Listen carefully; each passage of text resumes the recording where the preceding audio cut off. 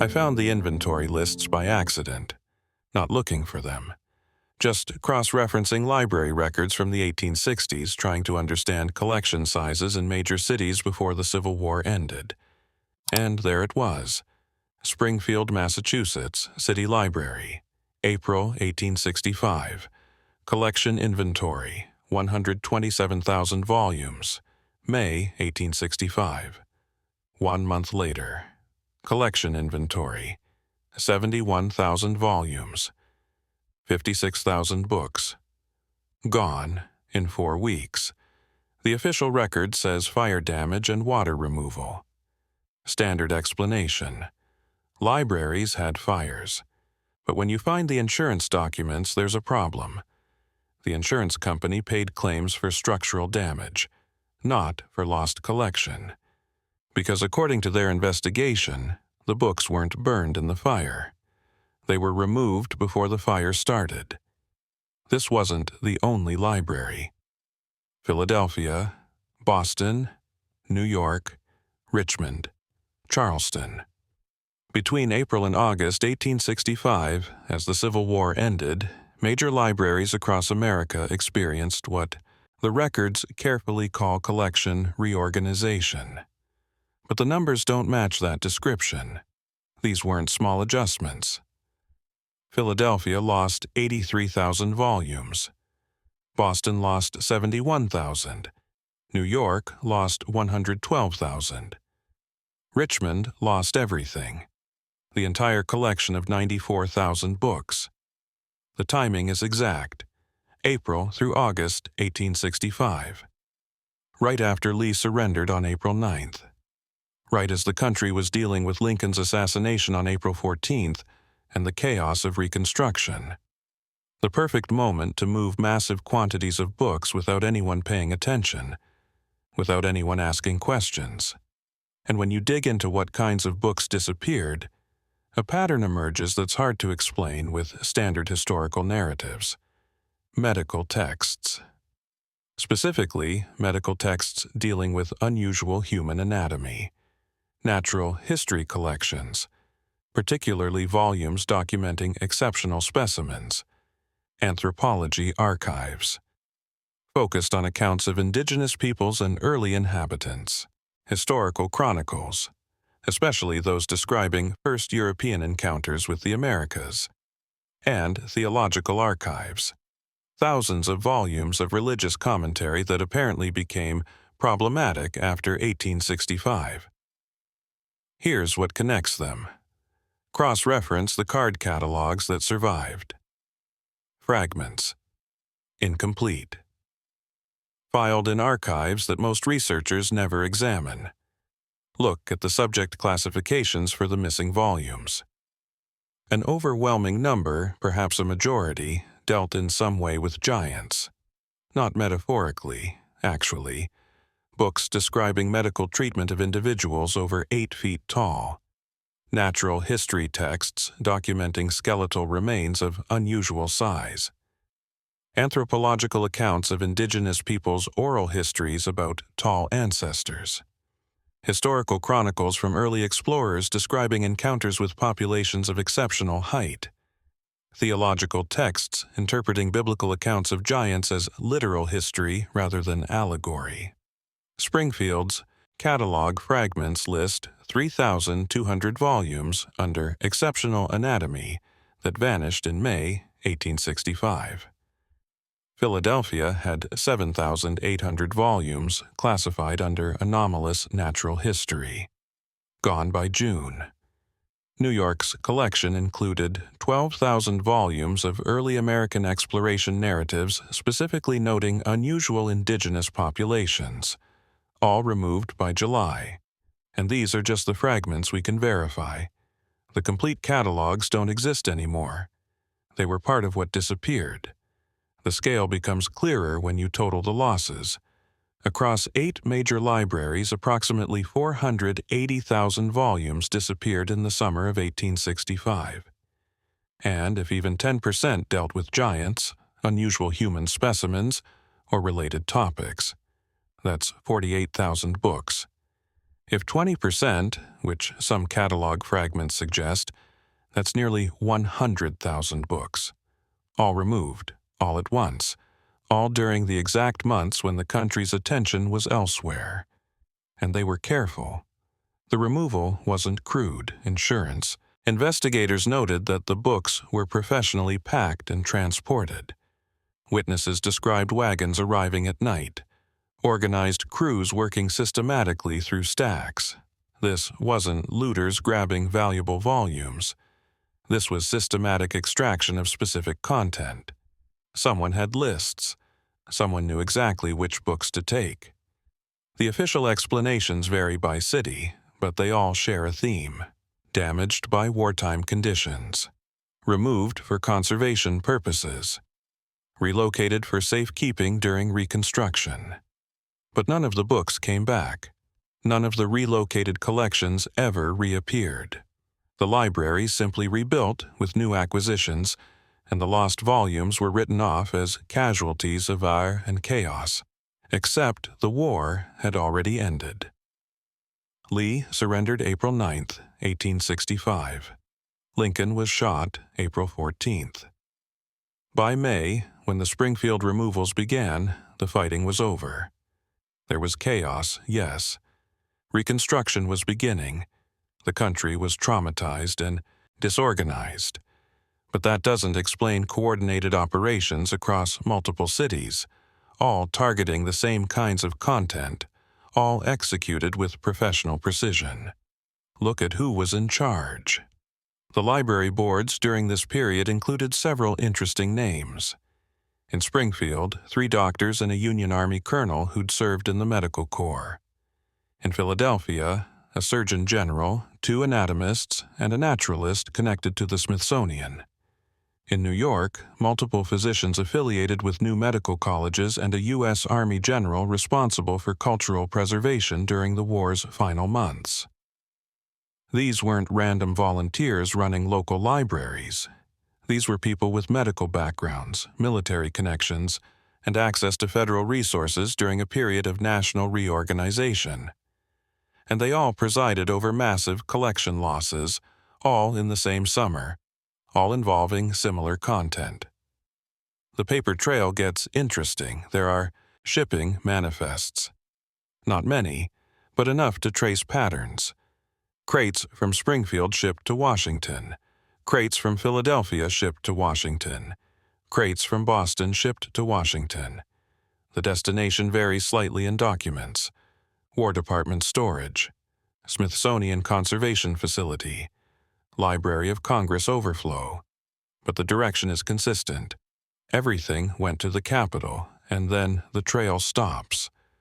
No receiving records at the Smithsonian. No accessioning documents at the Library of Congress. No War Department inventories. The crates arrived in Washington according to manifests, but according to official archives they never existed. What was in those books? The medical literature tells the story. Before 1865, medical journals regularly published case studies of exceptionally tall individuals, not as curiosities, as patients, descriptions of treatment, surgical procedures, anatomical observations. After 1865, the tone changes completely. Giants become mythological again. Medical discussions of unusual height focus on pathology, pituitary disorders, gigantism as disease. The idea that populations might naturally include individuals over 8 feet tall, healthy and functional, disappears from medical discourse. Natural history follows the same pattern. Before 1865, museums displayed skeletal remains of unusual size, documented, measured, discussed in scientific papers. The Smithsonian had collections. Local museums had specimens. After 1865, these displays close. The specimens are lost, or reclassified, or simply vanish from inventory records. And new museums opening after 1865 don't display such remains, even though many still existed in storage. The anthropological record shifts too. Early American ethnographies documented indigenous oral histories extensively. Many tribes had detailed accounts of previous inhabitants, often described as taller, sometimes much taller, than current populations. Before 1865, these accounts were recorded seriously, translated carefully, published in academic collections. After 1865, they become mythology. The academic approach changes from documentation to interpretation, and the interpretation always classifies these accounts as allegory rather than history. Historical chronicles show the clearest change. Early European explorers and colonists wrote extensively about what they encountered. Some accounts describe indigenous populations that included individuals of exceptional height. Some describe finding skeletal remains that suggested previous populations of unusual stature. Before 1865, historians cited these accounts as primary sources, evidence of actual conditions in early America. After 1865, the same accounts are dismissed as exaggeration, misunderstanding, or fabrication. Something happened in 1865 that required this shift. Something that made it necessary to remove physical books, reorganize medical discourse, reclassify museum, specimens, and reinterpret historical sources. All simultaneously, all permanently, and all focused on erasing the documentary evidence that giants were once considered real, present, and worthy of serious study. The timing connects to broader reorganization. 1865 wasn't just the war's end. It was the beginning of American reorganization on multiple levels. The Smithsonian expanded significantly. The Library of Congress began its transformation into the National Library. Medical education was standardized. Historical societies were founded or reorganized. Academic archaeology emerged as a formal discipline with specific methodologies and standards. All of these institutional developments created new authorities for determining what counted as legitimate knowledge. And apparently, legitimate knowledge didn't include documentary evidence about giants. The books had to go. The museum specimens had to disappear. The medical discourse had to change. The historical narrative had to be cleaned up. And they had the perfect opportunity. The country was in chaos. Resources could be mobilized under the cover of reconstruction and reorganization. Military personnel and government officials could execute coordinated operations without drawing attention.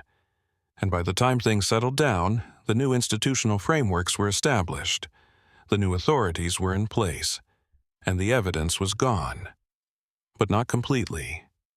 The references remain. When you read texts published after 1865, you find citations to books that officially don't exist. Medical papers reference anatomical studies that aren't in any catalog. Historical works cite exploration accounts that can't be found. Natural history texts refer to museum specimens that have no inventory record. These phantom citations suggest the removed books were real, were known to scholars, were considered legitimate sources, and their removal created gaps that later researchers noticed but couldn't explain.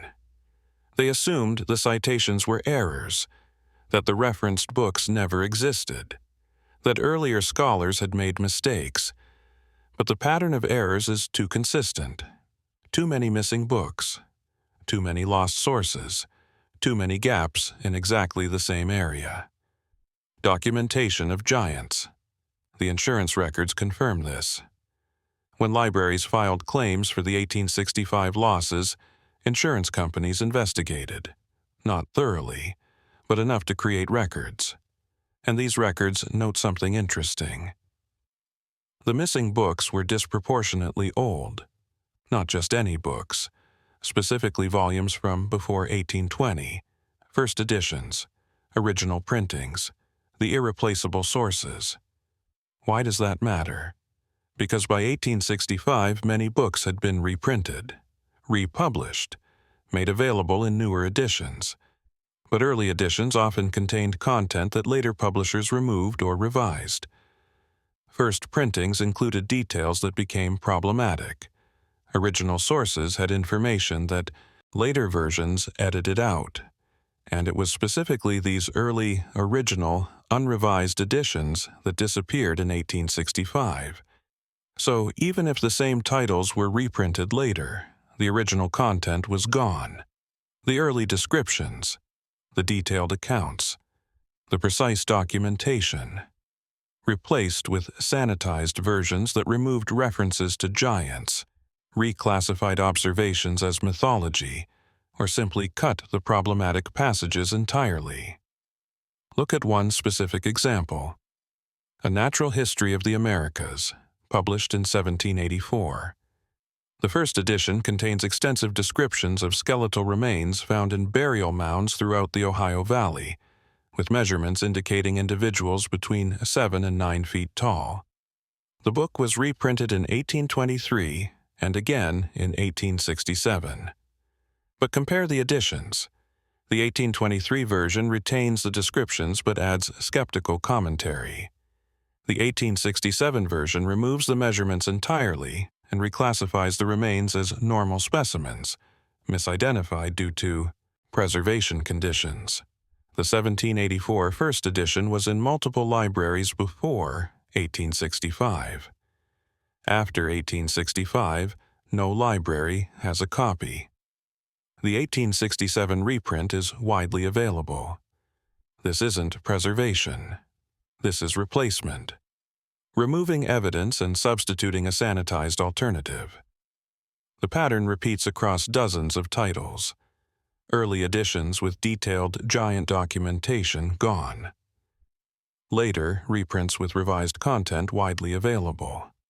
And this happened systematically across multiple institutions, all in the same few months of 1865. Who ordered this? The operational coordination suggests someone with authority across state lines, access to military resources, and influence over multiple institutions. During the summer of 1865, that describes very few people.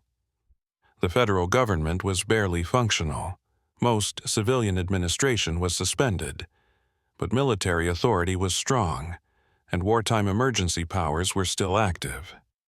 The documented chain of command is sparse, but what exists points to the War Department and the Surgeon General's office, medical officers who had authority over hospitals and medical libraries, military officials who could requisition transport and personnel, federal appointees who coordinated with the Smithsonian and other national institutions, all operating under the cover of Reconstruction efforts and wartime emergency authority that nobody questioned because the country was in chaos.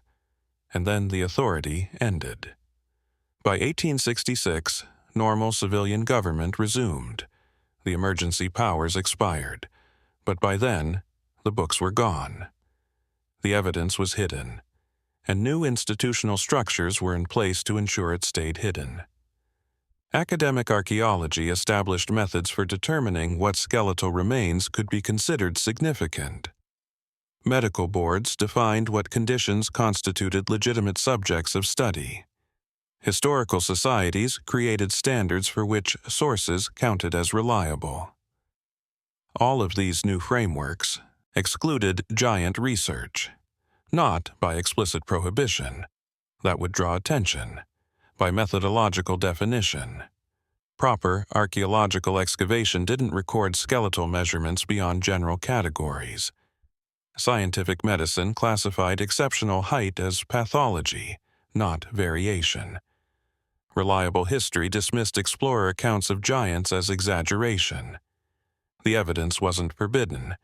It was defined out of existence. But people remembered. For a generation after 1865, newspaper articles occasionally mentioned the lost libraries. Letters between scholars reference books they'd consulted before the war that they can't find anymore. Local histories note that certain documents went missing during the Troubles of '65. Nobody connects these observations into a pattern. Nobody asks why so many books disappeared at once. Nobody questions the official explanations. But the memory persists that something was lost. And then even the memory fades. By 1890, anyone who'd personally used those libraries before 1865 was older, retired, or dead. The new generation of researchers only knew the post-1865 collections, the revised editions, the sanitized sources. To them, giants were mythology. Anyone claiming serious evidence must have been mistaken or primitive in their thinking. The past was cleaned up. The narrative was controlled, except for the catalog fragments, the insurance documents, the shipping manifests, the phantom citations, all filed in archives that nobody connected because they were spread across different institutions, different cities, different document types. You'd have to deliberately look for the pattern to find it. And why would you look? The official history made sense. Libraries lost books in the chaos of war. Collections were rebuilt. Everyone moved on. But when you do look, when you connect the fragments, the pattern is undeniable. Massive, coordinated removal of specific content. Professional. Execution during national chaos. Systematic replacement with sanitized alternatives. Permanent erasure of evidence that giants were once considered real and worthy of serious documentation. This wasn't casual loss. This was deliberate historical editing. Someone decided that post-1865 America couldn't include documentary evidence of giants, and they had the authority, resources, and opportunity to make it happen. The question is why? What was so threatening about books documenting unusual human height? Why was this evidence incompatible with post-war American identity? What narrative required the systematic removal of primary sources about giants? The answer connects to multiple narratives that post-1865 America needed. Racial science required limited human variation, clean categories, stable hierarchies. Evidence of dramatic height variation from 5 to 9 feet within the same populations complicated that framework. It suggested human physical diversity was far greater than racial classification systems allowed, and that complication couldn't be permitted. Evolutionary theory worked better with gradual progression.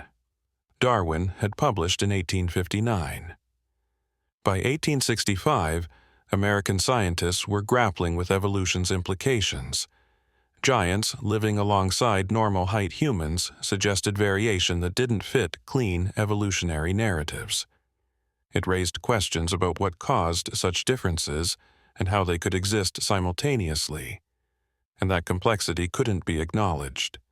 Industrial standardization needed average bodies for mass production. Post-war America was industrializing rapidly. Everything designed for predictable human dimensions. Evidence of dramatic size variation complicated factory systems and architectural planning. It suggested society needed flexibility and custom solutions, and industrial capitalism didn't want that complexity. And manifest destiny required positioning indigenous peoples as primitive and undeveloped. The narrative of civilization spreading across empty lands worked if native cultures were simple. But if their oral histories accurately documented previous tall inhabitants with advanced civilization, if archaeological evidence supported those accounts, the moral foundation of American expansion crumbles. The justification for displacement becomes harder to maintain. Any one of these could justify removing the books. All of them together made it necessary. The evidence about giants was incompatible with how post-1865 America needed to see itself. And so the evidence had to go. The removal wasn't secret. Too many people involved. Too many libraries affected. too many books moved. But it didn't need to be secret. It just needed to be unmemorable, bureaucratic. One more administrative action during a chaotic period. And by the time anyone might think to ask questions, the new frameworks were established. The old sources were replaced. The narrative was settled. And here's the most effective part. They didn't just remove the books, they removed the possibility of taking them seriously. The new academic standards defined giant research as pseudoscience. The new medical classifications labeled exceptional height as pathology. The new historical methods dismissed explorer accounts as unreliable. So, even if someone found evidence, even if someone asked questions, the institutional frameworks ensured they wouldn't be heard. You can see this in how later researchers approached the subject. When someone in 1890 or 1920 encountered evidence of giants, they had two choices: follow the evidence and be dismissed as a crank, lose professional credibility, see their careers end, or accept the institutional frameworks and explain the evidence away through the approved methods. Most chose the latter. Careers depended on it. Respectability required it. The evidence was subordinated to the narrative, and the narrative became so entrenched that even direct contradictions couldn't shake it. When archaeological excavations in the early 1900s found skeletal remains of unusual size, the official response was to reclassify them as Native American remains, requiring reburial under newly established protocols. No measurement, no documentation, just removal and reburial. The evidence disappeared again, this time under the cover of cultural sensitivity and religious respect. The pattern from 1865 continued into the 20th century. Evidence emerges. Official response removes it. Alternative explanation becomes mandatory. Anyone questioning the official story is excluded from legitimate discourse. Over and over, the same cycle, ensuring that giant documentation stays buried, but the insurance records remain. The catalog fragments exist. The shipping manifests are filed away. And the phantom citations in academic texts keep pointing to books that officially don't exist, but that scholars clearly consulted before they vanished. All of it suggesting that in 1865, someone decided to rewrite history by selectively removing evidence. And they succeeded so completely that most people don't even realize there's something missing. 50,000 books, maybe more, all documenting giants in various ways. Medical texts describing treatments for exceptionally tall patients. Natural histories cataloging skeletal specimens of unusual dimensions. Anthropological accounts preserving indigenous oral traditions about tall ancestors. Historical chronicles from early explorers encountering populations with exceptional height. Theological analyses treating biblical giants as literal historical figures. Gone in 4 months. Replaced with sanitized alternatives. And an entire subject defined out of legitimate inquiry. That's not casual loss. That's not wartime chaos. That's deliberate. That's coordinated. That's someone deciding what the past could contain and what evidence couldn't be allowed to persist. And they had the power to make it happen. The authority to mobilize military resources across state lines. The coordination to execute simultaneous operations in multiple cities. The institutional control to ensure the new narrative stuck and the old evidence stayed hidden. The libraries burned. Officially, that's what the records say. Fire damage, water damage, wartime chaos. But the books were gone before the fires started. Packed professionally. Shipped systematically. Filed in storage facilities that have no receiving records. Or destroyed entirely. Removed from history as thoroughly as if they'd never existed.